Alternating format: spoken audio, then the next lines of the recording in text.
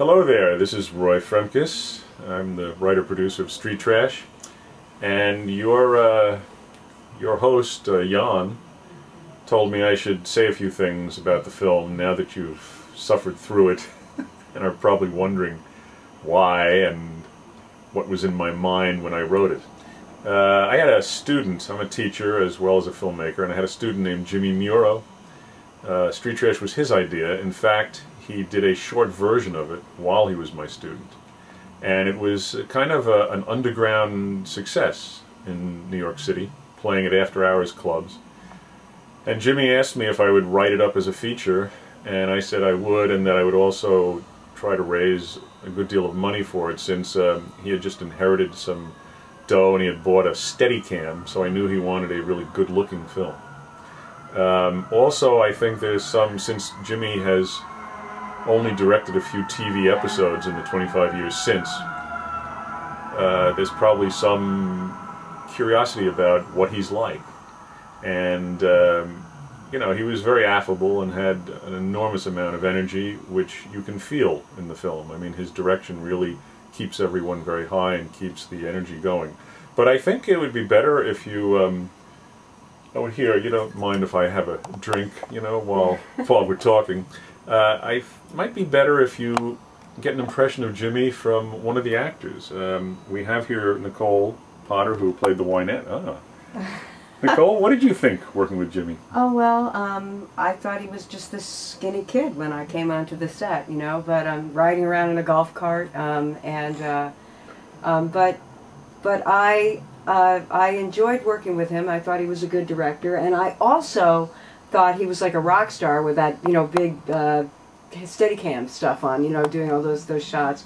But he was very self-confident and very nice, and really just seemed like he had it all together. Let me ask you something. I'm sure that everyone was thrilled to see your nude meltdown, but in fact you were fully dressed, as I recall, and that was an entire body appliance. Yeah, they made a bunch of different, what do you call those things? You know, prosthetic devices, yeah.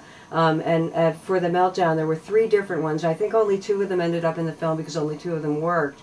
But the one for the final meltdown, I'm actually standing behind the body, and the body is coming out like this, so that the whole thing with the gooey, well, that's not me.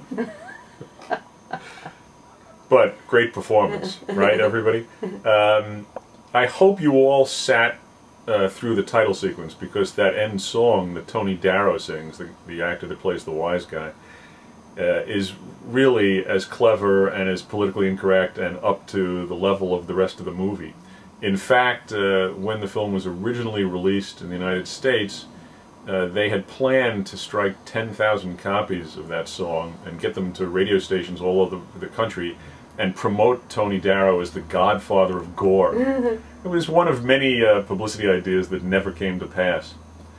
I think there was another question that you wanted answered, which was why it did better in France than any other country, including America.